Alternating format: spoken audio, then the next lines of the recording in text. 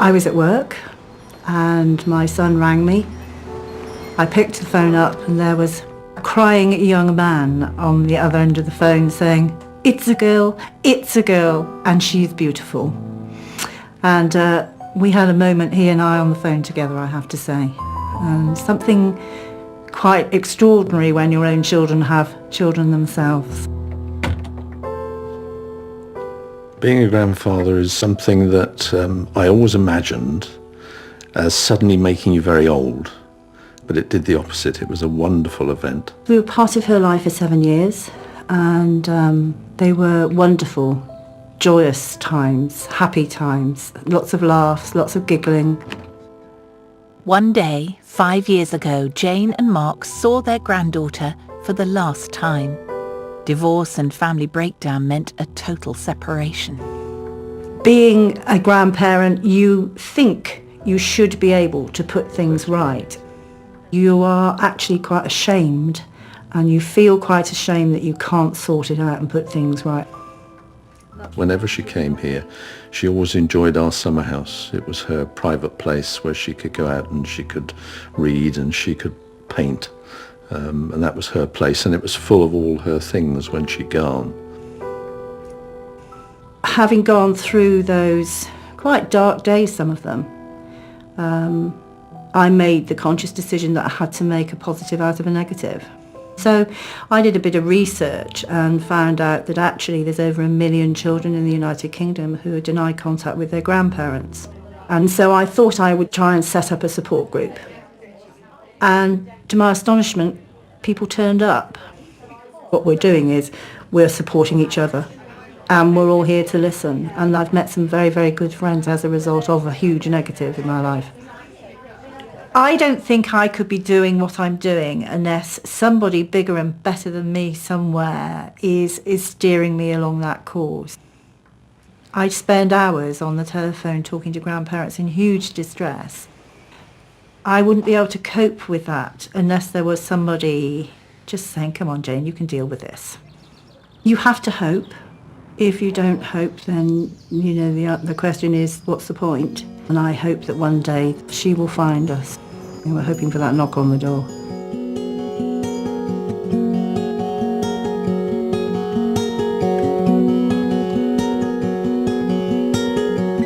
The Lord's my shepherd, I'll not want. He makes me down to lie in pastures green. He leadeth me the quiet waters by.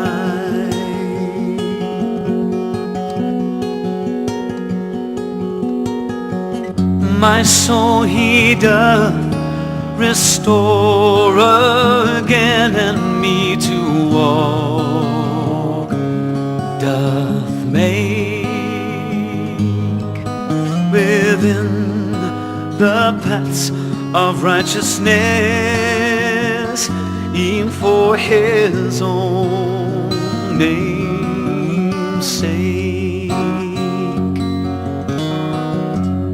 Yea, though I walk through death's dark vale, yet will I fear none ill, for thou art with me, and thy rod and staff me comfort still. My table thou hast furnished in presence of my foes. My head thou dost with oil anoint, and my cup overflows. Goodness and mercy all my life shall surely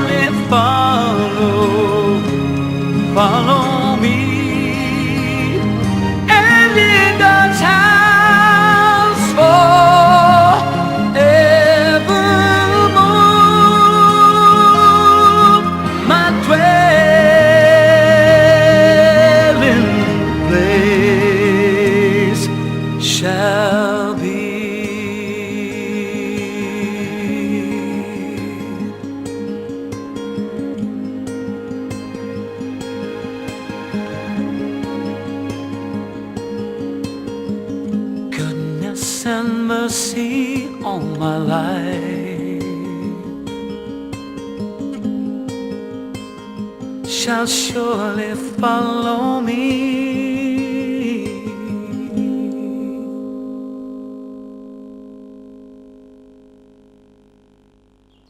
This is my nan, Lily, and she brought up her children during the Second World War in Kent with the Battle of Britain raging in the skies overhead. And what got the family through was that they worked together and they made do. Well, nowadays we have so much and we want still more, so perhaps there is quite a bit that we could learn from my nan's generation.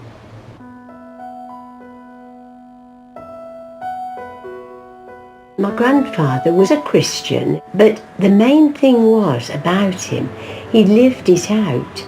He never ever gave you the feeling that you, if you were wrong, you couldn't be forgiven. He always had that attitude. My grandmother was matriarchal and she was strict, but she was also very human as well. I used to love standing next to her in the chapel and singing. He would just pick me up, put me on his lap and cuddle me. I could hear his heartbeat and I'd go just drop off to sleep, and that was a lovely feeling and I've never forgotten it. She very much showed me what was beautiful around me, that feeling that you're always a part of something so much bigger than yourself and that you matter, no matter what you do. I told my grandmother that I'd like to do some family tree research, and she suddenly produced an old, rather tatty family Bible, which she said had some names inside it, and I talked about them to her. I do wish now that my grandmother was here to see what I found out about the family. There are lots of things I'd like to be able to tell my grandparents, or I'd love for them to be able to share now.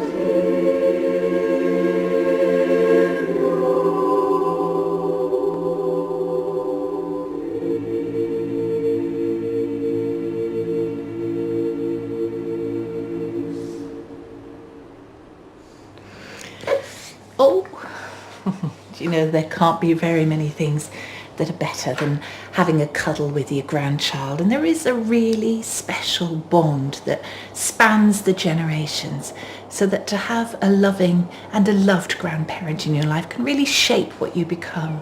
And you know, they make us all we could be too. And for Jacob and me, blessings don't come much better than that.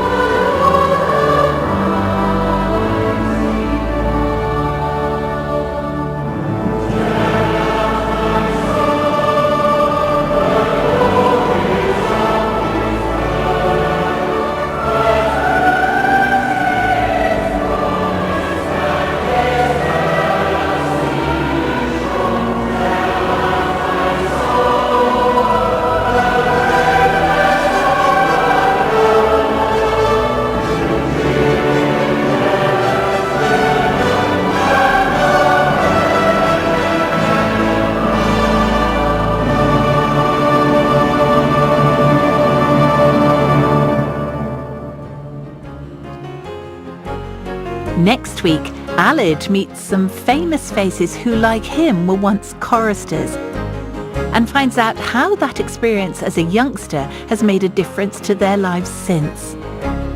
There'll also be some wonderful hymns sung by choristers from all over the country.